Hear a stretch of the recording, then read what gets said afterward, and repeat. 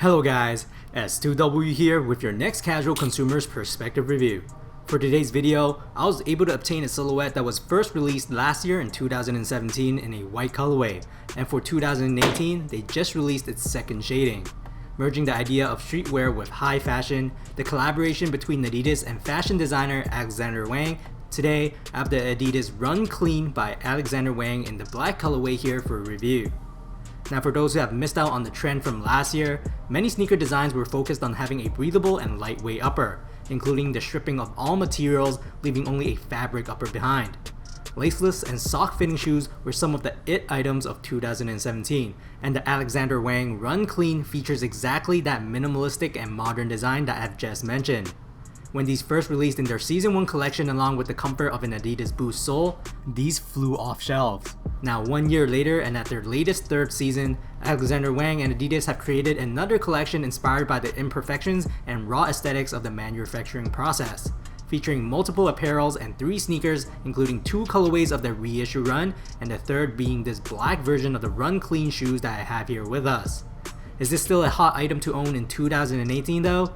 Let's take a closer look at these sneakers. Having these shoes up close in hand, these definitely take a very strong, clean, and simplistic vibe.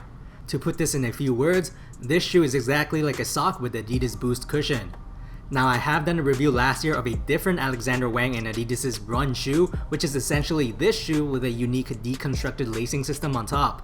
Looking from that model to this, it's basically a stripped down version of that model. Without much explaining needed, this upper features no lacing to imitate the similar fit of just wearing a sock. Although it's thick by touch, the upper feels quite stretchy, very flexible, and lightweight in hand. Now to me, it felt like the upper was made out of prime knit, but it's actually created with an elastic mesh instead according to Adidas, which interestingly still fully recreates that similar snug sock-like fit offered by knit. To further push the sock motif and its comfort, the collar of the shoe features a circular knit collar that hugs around the ankles of our legs. This sock collar is extremely elastic, great for all sorts of ankle sizes for a comfortable slip-on fit. Now including this sock collar, the whole upper is treated in a black colorway, whereas on the first model, featured a white upper with an off-white collar.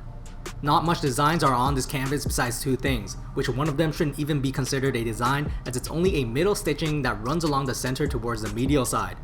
The one and only apparent addition to this upper is an upside down trefoil logo located at the back lateral side of the sneakers. Other than that, it really is just a sock-like textile upper. It's difficult to show it to you guys, but inside the shoe, there's your typical sizing label stitched on at the internal lateral profile. But on the medial side, we will also see another label patch that reads manufactured by Adidas under license of Alexander Wang. The shoes also come with an embedded non-removable insole in white, with a bunch of blueprints including their respective logos and brandings. Now as expected from a sock, there really isn't much supported reinforcements inside the shoe. However, they did add some synthetic overlay at the heel counter of the shoes to offer some structural durability, and also an internal toe guard at the front, which again offers that tiny bit of firmness to prevent our feet from sliding off the midsole too far out.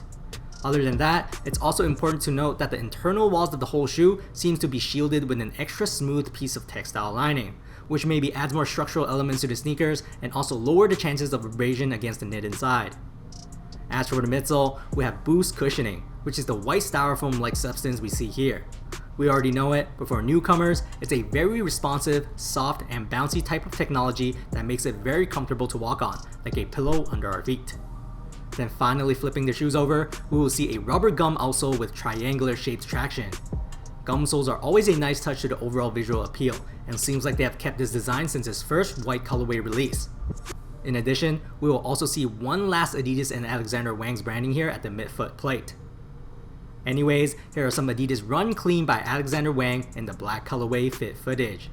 Sizing wise, I bought these at my true to size because I remembered in the previous Alexander Wang Run shoes, these fitted fine for me there, and since that version is just basically this version with a lacing system, I got it in the same size. Now in my opinion, if you have narrow feet, you may get away with a better fit going half size down as they do fit long in my opinion. But if you're a wider foot like me, it's probably better to stay true to size because the footbed is quite narrow.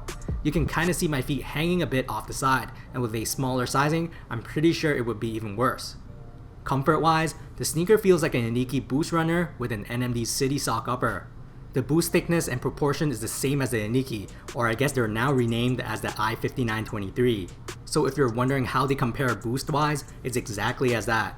Now because they do fit like a sock, there's really not much support at all, so please do keep in mind this shoe is not made for anything sporty. Now the convenience of a laceless sock fitting shoe is just incomparable. The easy and quick slip-on fit added with the comfort of a marshmallow cushion is a pretty solid combo. You can't really go wrong with it as it's a very relaxing free-forming shoe to wear. The upper is not too loose with just the right snugness that keeps our feet inside. And with this black and white color blocking, if you don't want to spend over $1,000 for those Balenciaga speed trainers, this silhouette and colorway could be that budget-friendly option at 250 Canadian dollars at retail before tax and comparison. As always, throw me some likes if you like this video and let me know in the comments how you feel about this sock-fitting laceless shoe in 2018. Personally, I think the hype has really slowed down for these.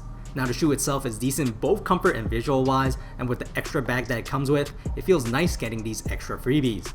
But also, non-supportive shoes aren't exactly something a lot of people like, as this collab does lean more for fashion.